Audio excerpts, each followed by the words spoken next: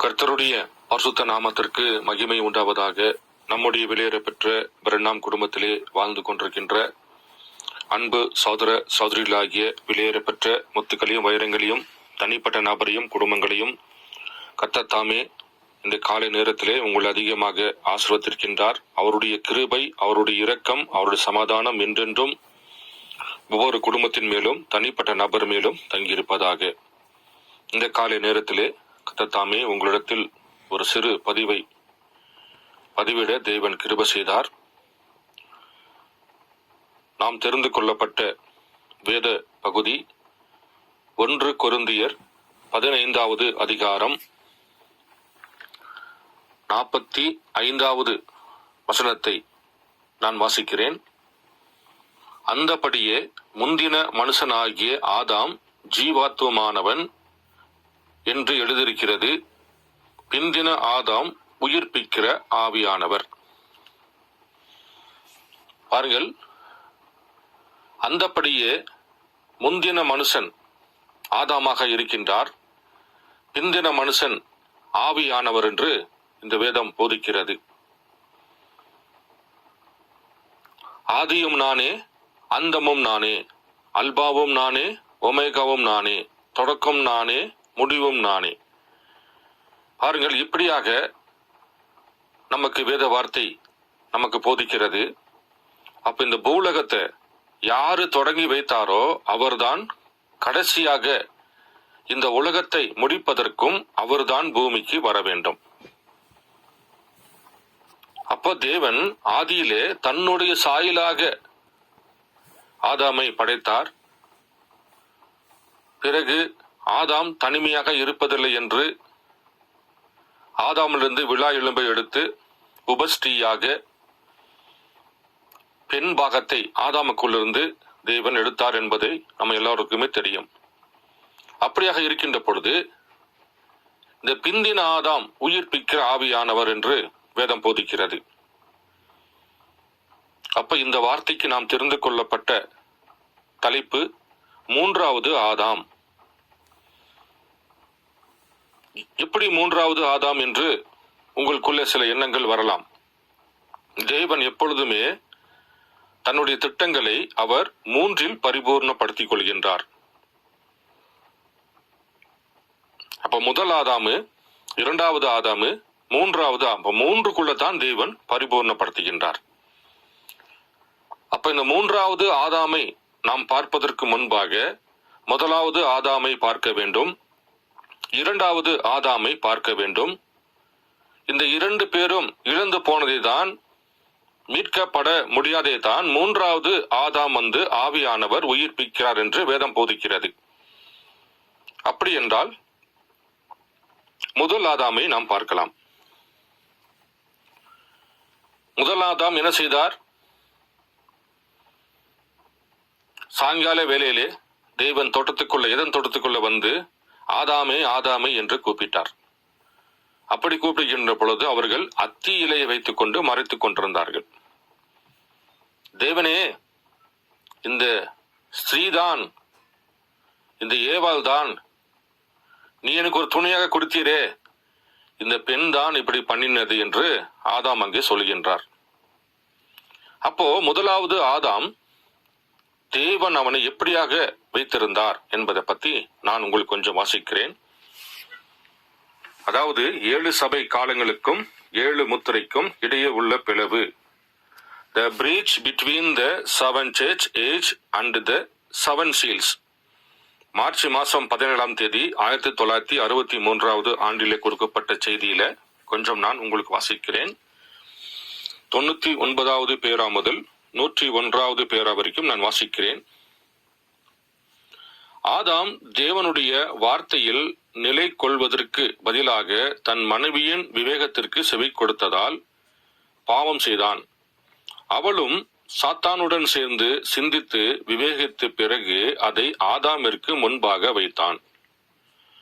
ஆகவே ஆதாம் தேவனுடைய வார்த்தையை தளரவிட்டு தன் புத்திர பாகத்தை விற்று போட்டான். அவன் தேவனுடன் கொண்டிருந்த ஐக்கியத்தையும் நித்திய ஜீவனின் உரிமையையும் இழந்தபோது தன் சொத்துரிமையை கூட அவன் இழந்து போனான். இது புசிக்கும் நாளிலே நீ சாகவே சாவாய் என்னும் தேவனுடைய வார்த்தையை நினைவிருக்கட்டும். அவன் பூமியின் மேல் பரிபூர்ண அதிகாரம் கொண்டிருந்தான். அவன் தன் ஜீவனை இழந்தபோது தன் ஜீவன் இருந்த தன்னுடைய சொத்துரிமையையும் அவன் இழந்து போனான். பாருங்கள், அவன் பூலோகத்தின் தேவனாயிருந்தான். தேவன் அண்ட சராசங்களின் தேவன். அவர் எங்குமுள்ளவர்.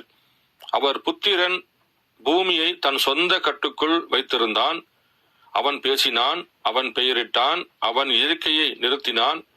எது வேண்டுமானாலும் அவனால் செய்ய முடிந்தது. பாருங்கள், ஆனால் பாவத்தில் விழுந்தபோது அந்த உரிமையை அவன் இழந்து போனான். இப்பொழுது இங்குள்ள இந்த மலையை பெயர்ந்து அப்புறம் செல்லட்டும் என்று ஆதாம் கட்டளையிட்டால் அது நடக்கும். இந்த மரம் பிடுங்கப்பட்டு அங்கு நடப்படட்டும் என்று அவன் சொன்னால் அது நிறைவேறும். பாருங்கள், ஏனெனில் அவன் நம்முடைய பிதாவாகிய தேவனுக்கு கீழிருந்த ஒரு சிறிய தேவனாக அவன் பூமியின் மேல் ஆதிக்கம் கொண்டிருந்தான். ஏனெனில் அவன் தேவனுடைய புத்திரனாக இருந்தான். பாருங்கள், தேவன் ஆதாமுக்கு எப்படிப்பட்ட ஒரு ஸ்தானத்தை வைத்திருந்தார். குட்டி தேவனாக ஏதேன் தோட்டத்துல படைக்கப்பட்ட அனைத்துக்கும் அவன் ராஜாவாக, அவன் தேவனாக நின்று கொண்டிருந்தான். பாருங்கள், அவனால பேர் வைக்க முடிந்தது, அவனாலே சிருஷ்டிக்க பண்ண முடியும் என்று வேதம் போதிக்கிறது. ஒரு கைப்பிடி மண்ணை எடுத்து, அந்த 16 மூலக்கூறுகள் உள்ள மண்ணை எடுத்து, சிருஷ்டி கர்த்தரை போல எனக்கென்று ஒரு குமாரன் உண்டாக்க வேண்டும் அல்லது எனக்கென்று ஒரு குமாரத்தை உண்டாக்க வேண்டும் என்று அவன் நினைத்து, தேவனை போல, கர்த்தரை போல, லோகோஸை போல அந்த கைப்பிடி மண்ணை எடுத்து அவனால் ஊதி அந்த இடத்துல பார்ப்பீர் என்றால் அவனுக்கென்று ஒரு மகனையோ ஒரு மகளையோ சிருஷ்டிக்க பண்ணுவதற்கு அவனுக்கு அப்படிப்பட்ட அதிகாரம் இருந்தது என்று வேதம் போதிக்கிறது. பாருங்கள், அந்த இடத்தில் இருக்கின்ற பொழுது ஆதாம் தான் ஏதேன் தோட்டத்தின் குட்டி தேவனாக நின்று கொண்டு எல்லாத்துக்கும், அங்க வாழுகின்ற ஜீவன்களுக்கு எல்லாத்துக்கும் அவன் ராஜாவாக, ஒரு தேவனாக அங்கே நின்று கொண்டிருந்தான் என்று வேதம் போதிக்கிறது. அப்போ நித்திய ஜீவனாக, நித்திய காலமாக, மரணமே இல்லாத ஒரு வாழ்க்கையை அவர்கள் அங்கே பெற்றுக் கொண்டிருக்கின்ற பொழுது பிசாசின் மூலியமாகத்தான் ஏவாள் அங்கே வஞ்சிக்கப்படுகின்றாள். பிசாசனுடைய சிந்தை ஏவாளுக்குள்ளே அது வைக்கின்ற பொழுது இது நீ புசிக்கும் நாளிலே சாகவே சாவாய் என்று வேதம் போதிக்கிறது. ஆதாம் வஞ்சிக்கப்படவில்லை, ஏவாளே வஞ்சிக்கப்பட்டாள் என்றும் வேதம் போதிக்கிறது. அதை நான் கொஞ்சம் உங்களுக்கு வாசிக்கிறேன். 1 தீமோத்தேயு 2வது அதிகாரம் 11வது வசனத்தை நான் வாசிக்கிறேன். ஸ்திரீயானவள் எல்லாவற்றிலும் அடக்க முடிவுளாய் இருந்து அமைதலோடு கற்றுக்கொள்ள கடவுள். உபதேசம் பண்ணவும் புருஷன் மேல் அதிகாரம் செலுத்தவும் ஸ்திரீயானவளுக்கு நான் உத்தரவு கொடுக்கிறதில்லை. அவள் அமைதலாக இருக்க வேண்டும். எண்ணத்து எனில் முதலாவது ஆதாம் உருவாக்கப்பட்டான், பின்பு ஏவாள் உருவாக்கப்பட்டாள். மேலும் ஆதாம் வஞ்சிக்கப்படவில்லை, ஸ்திரீயானவளே வஞ்சிக்கப்பட்டு மீறுதலுக்கு உட்பட்டாள் என்று வேதம் போதிக்கிறது. இப்ப முதலாவது வஞ்சிக்கப்பட்டது யார் என்றால் நீங்கள் பார்ப்பீர் என்றால் ஏவாளாக இருக்கிறது. ஏவாளின் நிமித்தமாக ஆதாம் அங்கே வஞ்சிக்கப்படுகிறார் என்று தான் வேதம் போதிக்கிறது. அப்போ ஆதாமுடைய பாகமாகத்தான் ஏவாள் இருக்கிறாள் தவிர ஏவாளுடைய பாகமாக ஆதாம் இருக்கவில்லை. தேவன் ஆதாமை சிருஷ்டிக்க பண்ணுகின்ற பொழுது ஆணும் பெண்ணுமாகத்தான் ஆதாமை சிருஷ்டிக்க பண்ணினார். அப்ப ஆதாமுக்குள்ள இருக்கிற அந்த பெண் தன்மையை தேவன் பிரித்தெடுக்கின்றார். அப்ப விலா எலும்பிலிருந்து எடுத்து தேவன் உபசிருஷ்டியாக ஆதாமுக்கு ஒரு ஏவாளாக தருகின்ற பொழுது ஆதாமுடைய பாகம்தான் ஏவாள். அந்த ஏவாள் ஏதேன் தோட்டத்திலே வஞ்சிக்கப்படுகின்றாள். அப்ப ஆதாம் என்ன செய்ய வேண்டும்? அவளுக்கென்று கொடுக்கப்பட்ட பாகம் அது. ஏவாள் என்பவள் ஆதாமுடைய பாகம். அப்ப ஆதாம் அப்படி விட்டு விடுவாரா? விட்டுவிட முடியாது. அப்போ ஏவாளை மீட்டுக்கொள்ள வேண்டும் என்றால் ஏவாளுடைய இடத்துக்கு வந்தால்தான், பாருங்கள், ஏவாளை ஆதாம் சேர்த்துக் கொள்கின்றான். ஏனென்றால் ஏவாளுக்கு ஆதாம் விட்ட ஆள் இல்லை, ஆதாமுக்கும் ஏவாளு விட்டாலும் ஆள் இல்லை. ஏன்னா 2 பேர் தான் அங்கு நின்று கொண்டிருக்கின்றார்கள். அப்படி இருக்கின்ற பொழுது ஏவாள் ஆதாமுடைய பாகமாக இருப்பதனாலே ஆதாம் கைவிட முடியாது. அப்ப என்ன செய்கின்றார்? ஆதாம் ஏவாளை தன்னோடு சேர்த்துக் கொள்கிறார். அப்ப ஏவாளுடைய கூட போகின்ற பொழுது பார்ப்பீர் என்றால் ஆதாமும் அங்கே மீட்பின் திட்டங்களை உடைத்து போடுகின்றான். இயேசு கிறிஸ்து எதுக்கு பூமிக்கு வந்தார் பாருங்கள். தன் ஜீவன் எதுக்கு கொடுக்க வேண்டும்? நம்மளை மீட்டுக் கொள்வதற்காக. அதே போலதான் ஆதாம் என்ன செய்தார்? ஏவாளுடைய ஸ்தானத்துக்கு வந்தார். இயேசு கிறிஸ்து எப்படி ஒரு மனிதனாக வெளிப்பட்டாரோ, எந்த ஸ்தானத்துக்கு, பாவி என சொல்லக்கூடிய ஸ்தானத்துக்கு வந்தாரோ, அதே போல பாருங்கள் ஆதாமும் என்ன செய்ய வேண்டும்? ஏவாள் இருக்கிற இடத்துக்கு வர வேண்டும். பாருங்கள், அப்படி வருகின்ற பொழுது தேவன் சொன்ன வார்த்தை, நீ புசிக்கும் நாளிலே நீ சாகவே சாவாய் என்று வேதம் போதிக்கிறது. என் அன்பு சகோதர சகோதரியிலே பாருங்கள், ஆதாம் தன் நித்திய ஜீவனை இழந்து, தன் மீட்பின் திட்டத்தை இழந்து, ஏதேன் தோட்டத்துக்கு தேவனாக இருந்த ஆதாம் தன்னுடைய பாகத்தை அவன் விட்டுவிடவில்லை. அந்த பாகத்தை அவன் விட்டு விடாதபடிக்கு இருப்பதனாலே பாருங்கள், ஆதாமும் அங்கே வஞ்சிக்கப்பட்டு ஏவாளோடு நடக்க வேண்டியதாக இருந்தது என்று தான் வேதம் போதிக்கிறது. பாருங்கள், தேவன் நித்திய காலமாக வாழ வேண்டிய நித்திய ஜீவனை ஏவாள் இழக்கின்ற பொழுது, ஏவாள் நிமித்தமாக, ஏவாள் ஆதாமுடைய பாகமாக இருப்பதனாலே ஆதாமும் பாருங்கள் அந்த நித்திய ஜீவனை இழந்து ஏவாளோடு நின்று கொண்டு பாருங்கள் இந்த பூமியில சபிக்கப்பட்ட பூமியிலே மரணத்தை நோக்கி ஏவாள் கூட ஆதாமும் வந்தார் என்று வேதம் போதிக்கிறது. அப்போ இன்றைக்கு ஒரு தாய் தகப்பனுடைய அன்பு பாருங்கள், அது பாவமாக ஒரு கருவாக உருவாக்கப்படுகிறது. அந்த கருவே கர்த்தருக்கு முன்பாக அருவருப்பாக இருக்கிறது. இந்த இனச்சேர்க்கை உறவு தேவனுக்கு முன்பாக அருவருப்பாக இருக்கிறது. அது தேவனுக்கு பிடிக்காத காரியமாக இருக்கிறது. ஏன்னா தேவன் ஒரு குழந்தையை, ஒரு மனிதனை தேவன் வார்த்தையின் மூலியமாக சிருஷ்டிக்க பண்ண வேண்டிய ஆதாம் ஏவாளின் நிமித்தமாக அந்த மீட்பின் திட்டத்தை, அந்த அதிகாரத்தை இழந்து பாருங்கள் தனக்கென்று ஒரு குமாரத்தியை பெற்றுக்கொள்ள வேண்டும் என்றால் கர்த்தருக்கு பிடிக்காத, கர்த்தருக்கு அருவருப்பான ஒரு காரியத்தின் மூலியமாக, இனச்சேர்க்கையின் மூலியமாக ஒரு குழந்தை உருவாகின்ற பொழுது அது தாயின் கருவுக்குள்ளே பாருங்கள் அந்த குழந்தை அது மரணத்துக்கென்றும் பாதாளத்துக்கென்றும் பாருங்கள் அங்கே கருவிலே உருவாக்கப்படுகிறது. அப்படிப்பட்ட மனிதனை ஆதாமின் ஏவாளின் மூலியமாக சபிக்கப்பட்ட பிள்ளைகளாய், நித்திய ஜீவனை இழந்து மரணத்துக்கென்று பிறக்கிற பிள்ளைகளாய் நாம் இருக்கின்றோம். அப்படியாக நாம் இருக்கின்ற பொழுது நம்மளை மீட்டுக்கொள்ள தேவன் 3 கட்டத்தை தேர்ந்து கொள்கின்றார். அப்படி அவர் அந்த 3 கட்டத்தை தேர்ந்து கொள்கின்ற பொழுது பாருங்கள், தேவன் 3 ஆதாமாக தேவன் பூமியிலே வழிபடுகின்றார். அவர் எப்பொழுதுமே 3இல் தான் பரிபூர்ணம் அடைகின்றார். அவர் பிதாவாகவும் வெளிப்பட்டு, குமாரனாக வெளிப்பட்டு, பசுத்தாவியாகவும் வெளிப்பட்டு 3 கட்டங்களிலே பாருங்கள் அவர் பரிபூர்ணம் அடைகிறார். அதே போல தேவன் ஆதாமுடைய காரியத்தை நீங்கள் பார்ப்பீர் என்றால் இந்த 3 கட்டங்களாக தேவன் ஆதாமை வைக்கின்றார். அப்படி வைக்கின்ற பொழுதுதான் முதலாவது ஆதாமோ மண்ணினாலே உருவாக்கப்பட்டவனாய் இருந்தான். 2வது ஆதாமோ உயிர்ப்பிக்கிற ஆவியானவராக இருக்கிறார் என்று இந்த வேதம் போதிக்கிறது. பாருங்கள், அப்ப 2வது ஆதாமாகி வானத்தில் இருந்து வந்த கர்த்தர், அது இயேசு கிறிஸ்துவாக இருக்கிறது. பாருங்கள், முதலாம் ஆதாமின் மூலியமாக ஏவாளின் நிமித்தமாக ஆதாம் பாருங்கள் ஏவாளை மீட்டுக்கொள்ள ஏவாளுடைய இடத்துக்கு வரவேண்டியதாக இருந்தது. ஆனால் அவன் அங்கே நித்திய ஜீவனை இழந்தான். கர்த்தருடைய எல்லா திட்டத்துக்கும் அதிபதியாக தேவனாக இருந்த ஆதாம் ஏவாள் நிமித்தமாக பாருங்கள் அவன் நித்திய ஜீவனை இழந்து சபிக்கப்பட்டவனாய் பூமியிலே மரணத்தை நோக்கி, மரணம் என்ன சொல்லக்கூடிய அந்த இலக்கை நோக்கி ஆதாமும் ஏவாளும் செல்லக்கூடியவர்களாக நித்திய ஜீவனை இழந்து பிசாசனுடைய வார்த்தையின் மூலியமாக வஞ்சிக்கப்பட்டதினால் பாருங்கள், அங்கே நித்திய ஜீவனை இறந்தார்கள் என்று வேதம் போதிக்கிறது. இதன் தோட்டத்தில் நடந்த நிகழ்ச்சி நம்ம எல்லாத்துக்குமே தெரியும்.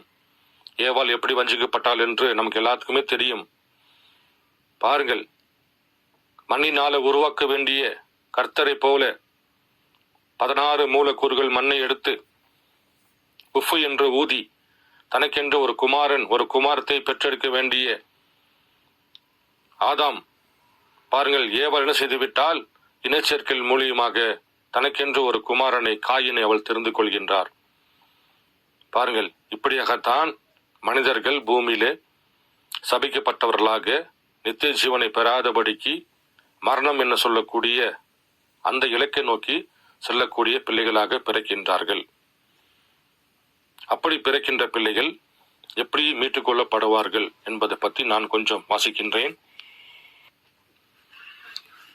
எபிரேயர் புஸ்தகம் 5ஆம் அதிகாரம் மற்றும் 6ஆம் அதிகாரம், செப்டம்பர் மாதம் 8ஆம் தேதி 1957 கொடுக்கப்பட்ட செய்தியில 88வது பேராவை நான் கொஞ்சம் வாசிக்கிறேன். நாம் ஒவ்வொருவரும் ஆக்கினைக்கு உட்படுத்தப்பட்டிருக்கிறோம். நாம் என்ன செய்தாலும் அது ஒரு பொருட்டல்ல. நாம் ஆக்கினைக்கு உட்படுத்தப்படுகின்றோம். நாம் பிறந்த போதே ஆக்கினைக்கு உட்படுத்தப்பட்டோம். உங்களுடைய தாயும் தகப்பனும் பிறந்த போது ஆக்கினைக்கு உட்படுத்தப்பட்டனர். நீங்களும் உங்களுடைய எல்லா முன்னோர்களுமே பாவத்தில் பிறந்து அக்கிரமத்தில் உருவாக்கப்பட்டிருந்தனர். ஆகையால் நீங்கள் அதை எப்படி அடைய போகிறீர்கள்? நீங்கள் எப்படி பூரண சர்க்குணனாய் இருக்க போகிறீர்கள்? நீங்கள் எந்த ஒரு காரியத்தையும் ஒருபோதும் செய்யாமல் இருந்தாலும், ஒருபோதும் திருடாமல் இருந்தாலும், பொய் சொல்லாமல் இருந்தாலும், உங்களுடைய ஜீவத்தில் எந்த ஒரு காரியத்தையும் செய்யாமல் இருந்தாலும் நீங்கள் இன்னமும் ஆக்கினைக்கு உட்படுத்தப்பட்டிருக்கிறீர்கள். நீங்கள் உங்களுடைய முதல் சுவாசத்தை சுவாசிப்பதற்கு முன்னரே நீங்கள் ஆக்கினைக்கு உட்படுத்தப்பட்டீர்கள். நீங்கள் ஆக்கினைக்கு உட்படுத்தப்பட்டிருக்கிறீர்கள். அது உண்மையே. நீங்கள் உங்களுடைய முதல் சுவாசத்தை சுவாசிப்பதற்கு முன்னரே நீங்கள் தேவனால் நியாயம் தீர்க்கப்பட்டிருக்கிறீர்கள். ஏனென்றால் நீங்கள் இங்கே பூமியில் உங்களுடைய தகப்பன் மற்றும் தாயின் பாலியல் உறவுமுறை வாஞ்சையினால் கொண்டு வரப்பட்டிருக்கப்படியினால் நீங்கள் நியாயம் தீர்க்கப்பட்டிருக்கிறீர்கள். தேவன் அதை ஆதியிலே ஆக்கினைக்கு உட்படுத்தினார். நீங்கள் துவக்கத்திலேயே ஆக்கினைக்கு உட்படுத்தப்பட்டிருக்கிறீர்கள். ஆகையால் நீங்களும் உங்களோடு பூமியின் மேல் உள்ள மற்ற ஒவ்வொரு நபரும் ஆக்கினைக்கு உட்படுத்தப்பட்டிருக்கிறீர்கள். அப்படி என்றால் இப்பொழுது நீங்கள் பூரண சர்க்குணமாகுதலுக்கு எங்கே பெற்றுக்கொள்ள போகிறீர்கள்? பாருங்கள், எப்படிப்பட்ட ஒரு வார்த்தையை பாருங்கள். நம்ம பிறக்கின்ற பொழுதே ஆக்கினைக்கு உட்படுத்தப்பட்டு விட்டோம். அப்படி இருக்கின்ற பொழுது நாம எப்படி நித்திய ஜீவனை பெற்றுக்கொள்ள முடியும்? முதல் ஆதாமின் மூலியமாக ஆதாம் மரணத்தை கொண்டு வந்து விட்டார். அவர் எப்படி மரணத்துக்குள்ள வந்தார்? வேதம் போதிக்கிறது, ஆதாம் வஞ்சிக்கப்படவில்லை, ஏவாளே வஞ்சிக்கப்பட்டு மீறுதலுக்கு உட்பட்டாள் என்று வேதம் போதிக்கிறது. அப்ப ஆதாம் வஞ்சிக்கப்பட முடியவில்லையே. ஏவாளின் நிமித்தமாக ஏவாள் ஆதாமுடைய பாகமாக இருக்கிறாள். ஆதாமுடைய பாகம் ஏவாளாக இருக்கிறாள். அப்படி இருக்கின்ற பொழுது இயேசு கிறிஸ்துவாக வெளிப்பட்ட கர்த்தர், 2வது ஆதாம், வானத்திலிருந்து வந்த கர்த்தர் என்று வேதம் போதிக்கிறது. உங்களையும் என்னையும் மீட்டுக்கொள்ள அவர் நம்முடைய ஸ்தானத்தை எடுத்துக்கொண்டார். நம்முடைய எல்லா பாவங்களையும் அவர் மேல் சுமந்து கொண்டு அவர் தேவகுமாரனாக இனச்சேர்க்கை இல்லாமல் தேவகுமாரனாக இருந்தவர் நம்மளை மீட்டுக்கொள்ள அவர் நம்மை போல ஆனார் என்று வேதம் போதிக்கிறது. இது தாங்க அங்க நடந்துச்சு. பாருங்கள், ஏவாள் ஆதாமுடைய பாகம், ஆதாம் ஏவாளுடைய பாகம் அல்ல. ஏவாள் தான் ஆதாமுடைய பாகம். அப்ப தன்னுடைய பாகம் அங்க இழந்து போய்விட்டது. அப்போ ஒரு மணவாளன் என்ன செய்வார்? தான் இழந்து போன பாகத்தை மீட்டுக் கொள்ள வேண்டும் என்றால் அந்த இழந்து போன பாகத்தோடு தான் அவர் இணைய வேண்டும். அப்ப ஏவாள் எங்கே வீழ்ந்து போனால் ஏவாளை மீட்டுக்கொள்ள ஆதாம் எங்கே வர வேண்டும்? பாருங்கள், அதனால் தான் பாருங்கள், அங்கே ஆதாமும் வஞ்சிக்கப்படுகின்றான். அன்பு சகோதர சகோதரிகளே, இந்த காரியத்தை நன்றாக நீங்கள் புரிந்து கொள்ளுங்கள். வேதம் போதிக்கிறது ஆதாம் வஞ்சிக்கப்படவில்லை, ஏவாள் தான் வஞ்சிக்கப்பட்டாள் என்று வேதம் போதிக்கிறது. ஏவாள் ஆதாமுடைய பாகமாக இருப்பதனாலே ஆதாம் ஏவாளை பாருங்கள், ஏவாளு கூட தான் வர வேண்டும். ஏனென்றால் ஏவாள் ஆதாமுடைய பாகம். அவர் அப்படியே கைவிட விட்டுவிட மாட்டார். தன்னுடைய பாகத்தை அவர் தள்ளி வைக்க முடியாது. பாருங்கள், தன் பாகத்தை மீட்டுக் கொள்ள வேண்டும் என்றால் ஆதாம் பாருங்கள் ஏவாளுடைய இடத்துக்கு வர வேண்டியதாக இருக்கிறார். ஆனால் தான் ஏவாளுடைய இடத்துக்கு வருகின்ற பொழுது அவன் நித்திய ஜீவனை இழக்கின்றான். யாருனாலே?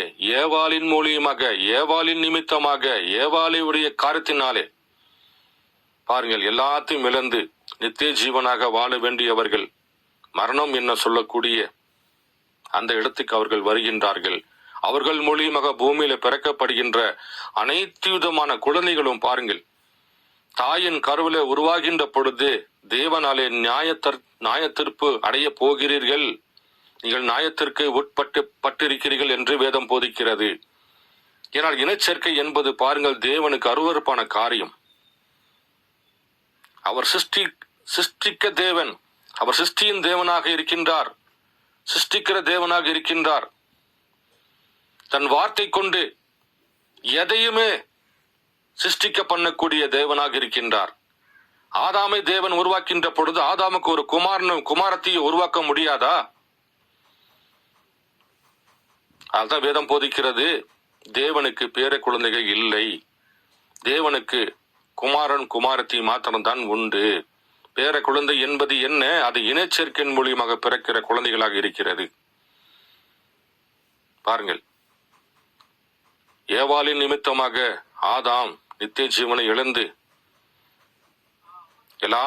எல்லா விதமான உரிமை திட்டங்களையும் உரிமை பத்திரத்தையும் இழந்து பாருங்கள் ஏவாள் நிமித்தமாக சபிக்கப்பட்ட மகனாக பூமியிலே மரணத்தை நோக்கி ஆதாமும் ஏவாளும் அங்கே நின்று கொண்டிருக்கின்றார்கள்.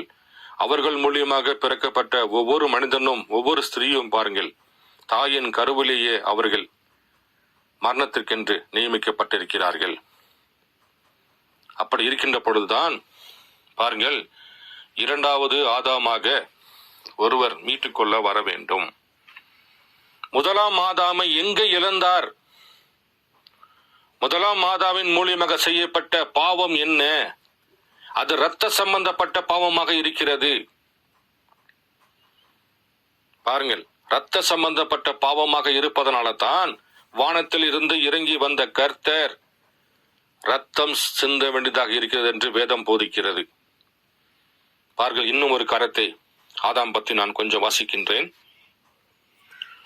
பாருங்கள், செய்தியின் தலைப்பு வெளிப்படுத்தின விசேஷம் 5ஆம் அதிகாரம் 1வது பாகம், தலை நசுக்கப்பட்ட சர்ப்பம். அதிலே உங்களுக்கு நான் 123வது பேராவை நான் வாசிக்கிறேன். இப்பொழுது கவனியுங்கள், நாம் எதை இழந்தோம்? ஆதாம் நித்திய ஜீவனை உடையவனாக இருப்பதற்கு அவனுக்கு அருளப்பட்டது. அவன் ஜீவ விருட்சத்தின் கனியை புசிக்கிற பொழுது அவனுக்கு நித்திய ஜீவன் உண்டு. ஆதாம் பூமியை சுதந்திரித்துக் கொண்டான் என்பதை மீண்டும் நாம் இங்கே பார்க்கிறோம். அவன் இப்பூமியின் மேல் ஒரு குட்டி தேவனை போல் இருந்தான். இப்பூமியானது அவனுடையதாக இருந்தது, யாவும் அவனுடைய கரத்தில் அளிக்கப்பட்டிருந்தது. அவன் அதனிடத்தில் செய்ய விரும்பிய எதையும் அவன் செய்து கொள்ளலாம். அவன் பூமியில் உள்ளவைகளுக்கு பெயரிட்டு அழைத்தான், செய்ய விரும்பிய எதையும் செய்தான். அவன் உண்மையிலே ஒரு தேவபுத்திரனாக இருந்தான்.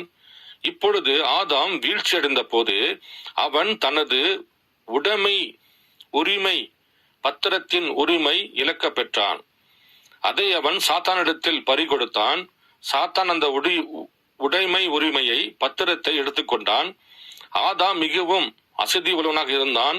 அவன் தனது உரிமையை மீட்டுக் கொள்ளவில்லை. ஏனெனில் அவன் தனது உரிமையை மீட்டுக்கொள்ள இயலாதவனாக இருந்தான். ஆனால் சாத்தானானவன் உரிய நீதியின்படி அதன் மேல் உரிமை உடையவனாக இராமல் அதை கைப்பற்றி கொண்டவனாக இருக்கிறான். அவன்தானே இப்பூமியின் தேவனாக இருக்கின்றான். பாருங்கள், பரலோகத்தின் தேவனாக பிதா நின்று கொண்டிருக்கின்றார், லோகோஸ் நின்று கொண்டிருக்கின்றார். ஆனால் சபிக்கப்பட்ட பூமியின் தேவனாக பாருங்கள், பிசாசு நின்று கொண்டிருக்கின்றான். இந்த பொல்லாத காலத்தின் தேவன் என்று ஒரு செய்தியை தேவன் தந்திருக்கின்றார். பாருங்கள், அப்ப பூமியுடைய தேவனாக, இந்த சபிக்கப்பட்ட பூமியின் தேவனாக பிசாசு நிற்கின்றான். பரலோகத்தின் தேவனாக தேவன் நின்று கொண்டிருக்கின்றார். ஏனென்றால் ஆதாம் ஏவாளின் மூலியமாக திட்டங்கள் பறிக்கப்படுகின்ற பொழுது, உரிமை பத்திரத்தை இழக்கப்படுகின்ற பொழுது, அது சபிக்கப்பட்ட பூமியாக இருப்பதனாலே அந்த சபிக்கப்பட்ட பூமிக்கு பிசாசு தேவனாக நின்று கொண்டான். ஏனென்றால் அவன் தந்திரமாக ஏவாளிடத்திலே தன்னுடைய வித்தை அவன் அங்கே ஏவாளுக்கு கொடுத்து விட்டான். அதன் மூலியமாக காயின் பெறுகின்ற பொழுது தேவன் இந்த பூமியிலே மனிதன் தன்னை போலவே ஆதாமும் மண்ணை எடுத்து சிருஷ்டிக்க பண்ண வேண்டிய வார்த்தையின் மூலியமாக தனக்கென்று ஒரு குமாரத்தை சிருஷ்டிக்க பண்ண வேண்டிய ஆதாம் ஏவாள் நிமித்தமாக கர்த்தருக்கு அருவருப்பான இனச்சேர்க்கையின் மூலியமாக ஒரு குழந்தை பிறப்பதனால அது சபிக்கப்பட்ட பூமியாக மாறிவிட்டது. அந்த சபிக்கப்பட்ட பூமிக்கு தான் பிசாசானவன் தேவனாக இருக்கிறான். பாருங்கள், அவன்தானே இப்பூமியின் தேவனாக இருக்கின்றான். அதை நீங்கள் புரிந்து கொண்டீர்களா? சாத்தான் அதை எடுத்துக்கொண்டவனாக தன் கையில் பற்றி கொண்டவனாக இருக்கின்றான். மரணம் அவன் கரத்தில் இருக்கிறது. இப்பூமியானது அவனது கரத்தில் உள்ளது. உலகம் அவனுக்கு சொந்தமாக இருக்கிறது. ஒவ்வொரு தேசமும் அவனுக்கு சொந்தமாக இருக்கிறது. அவன் அதை ஆளுகிறான். அவன் முழு உலகத்தையும் அதிலுள்ள ஒவ்வொன்றையும் தன் கட்டுப்பாட்டுக்குள் வைத்திருக்கிறான். சாத்தான் அவ்வாறு செய்திருக்கின்றான். பாருங்கள், என்ன போச்சு? இப்ப எல்லாமே பிசாசுகளை தேவன் ஒப்பு கொடுத்து விட்டார். ஏவாளின் நிமித்தமாக, ஏவாள் ஆதாமுடைய பாகமாக இருப்பதனாலே பாருங்கள், ஆதாம் ஏவாள் அப்படியே விட்டுவிடவில்லை. பாருங்கள், அப்ப என்ன போச்சு? இந்த உலகம் சாத்தானுடைய கையில ஒப்பு கொடுக்கப்பட்டது. இந்த பூமிக்குரிய தேவனாக சாத்தான் நின்று விட்டான். பரலோகத்தின் தேவனாக தேவன் நின்று விட்டார்.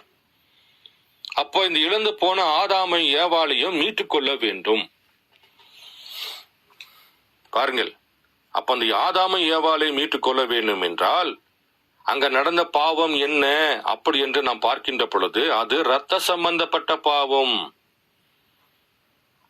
பாருங்கள், இயேசு கிறிஸ்து பூமியில் இருக்கின்ற பொழுது இயேசு கிறிஸ்து கடற்கல் நின்று கொண்டிருந்தார். அப்பொழுது ஒரு ஸ்திரீயை எல்லோரும் கள்ள தூக்கி அடுக்கி கொண்டு ஓடி வந்தார்கள். அந்த ஸ்திரீ இயேசு கிறிஸ்துல ஓடி வந்து நிற்கின்றாள். அப்போ நிற்கின்ற பொழுது தேவன் அங்கே கேட்பார், ஏன் இந்த ஸ்திரீ அடிக்கிறீர்கள்? இவள் விபச்சாரி, இவள் பாவம் செய்து விட்டாள் என்று ஜனங்கள் சொல்லுவார்கள். அப்படி என்றால் உங்களில் யாரு பாவம் செய்யலையோ அவங்க முதல் கல்லை எடுத்து அடிங்க சொல்லுகின்ற பொழுது யாருமே கல்லு அந்த ஸ்திரீயின் மேலே அடிக்க முடியவில்லை.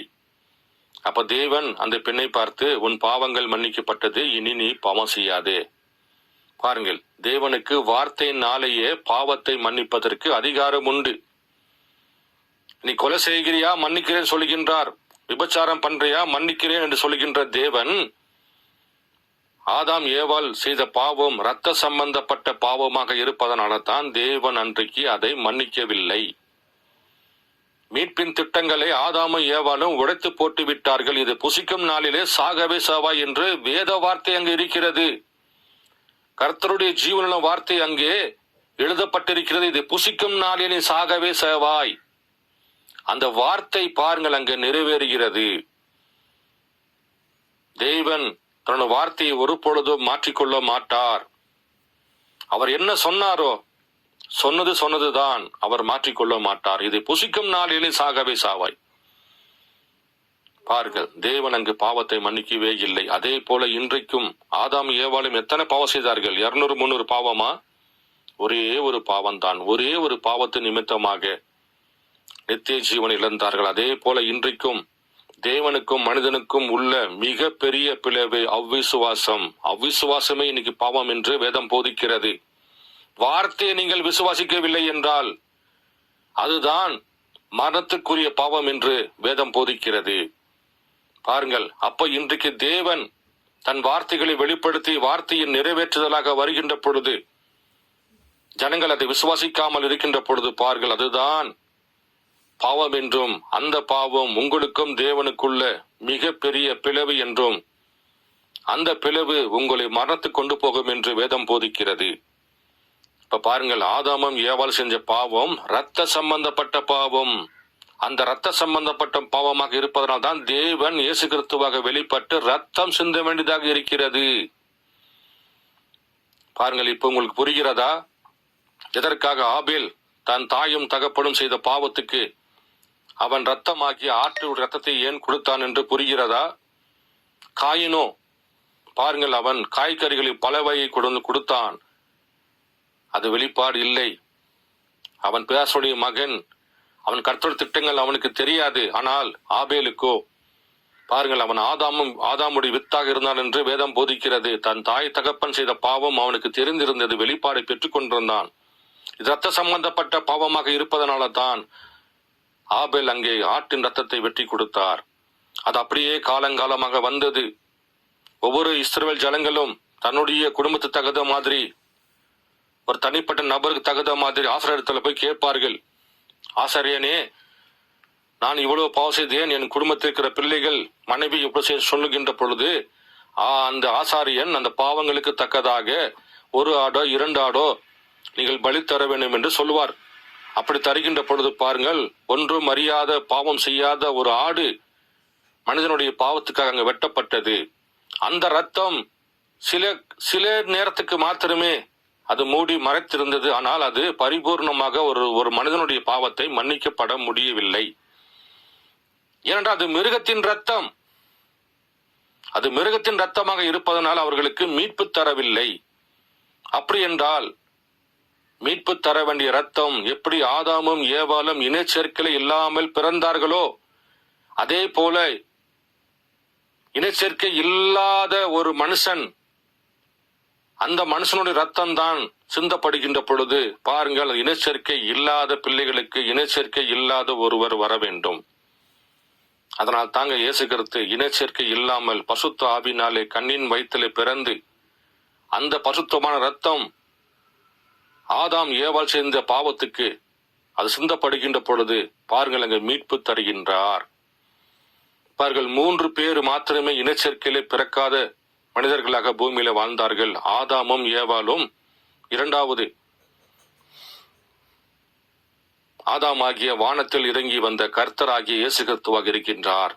அதனால்தான் தேவன் இயேசு கிறிஸ்துவை இனச்சேர்க்கையிலே பிறக்க வைக்கவில்லை, பசுத்த ஆவினால பிறக்க வைத்து அந்த பசுத்தமான ரத்தம் ஆதாம் ஏவாளுடைய பாவத்தின் நிமித்தமாக, உலக ஜனங்களின் பாவத்தின் நிமித்தமாக பாருங்கள் அங்கே மீட்பு கொடுக்க வேண்டியதாக இருந்தது. பாருங்கள், என் அன்பு சகோதர சகோதரியிலே, ஒரு குழந்தை பிறக்கின்ற பொழுது அவள் நரகத்துக்கென்று தான் பிறக்கின்றாள், மரணத்துக்கென்று பிறக்கின்றாள். தேவனுடைய பார்வையிலே சபிக்கப்பட்ட பிள்ளையாய் ஒரு தாயின் கருவிலே ஒரு குழந்தை உருவாகின்ற பொழுது பாருங்கள், அதன் நியாயத்திற்கு பட்டிருக்கின்றாள் என்று வேதம் போதிக்கிறது. அப்படி என்றால் இந்த முதலாம் ஆதாமு ஏவாளின் நிமித்தமாக, ஏவாள் ஆதாமுடைய பாகமாக இருப்பதனாலே பாருங்கள், ஆதாம் நித்திய ஜீவனை இழந்து மீட்பின் திட்டத்தை இழந்து ஏவாளுக்காக நின்று கொண்டிருந்தார். அப்ப 2ஆம் ஆதாம் வருகின்ற பொழுது என்ன செய்வார்? பாருங்கள், அடுத்த பதிவில் 2ஆம் ஆதாமை பற்றி நாம் பார்க்கலாம். இந்த பதிவிலே 1ஆம் ஆதாம் வேதம் போதிக்கிறது, ஏவாள் தான் வஞ்சிக்கப்பட்டால் ஆதாம் வஞ்சிக்கப்படவில்லை. இந்த ஏவாளுக்காகத்தான் ஆதாம் அந்த ஸ்தானத்தை எடுத்துக்கொண்டார். அதனால் நித்திய ஜீவனை இழந்தார், மீட்பின் திட்டங்களை இழந்தார். குட்டி தேவனாக இருக்க வேண்டியவர் மரணத்துக்குரியவராய் பாருங்கள் நித்திய ஜீவனை இழந்து மரணத்தை நோக்கி செல்கிற சபிக்கப்பட்ட மகனாய் பாருங்கள் அவர் பூமியிலே வாழ்ந்து கொண்டிருந்தார். அடுத்த பதிவிலே நாம் 2ஆம் ஆதாம் பற்றி பார்க்கலாம். கர்த்தர் உங்களோடு இருப்பாராக.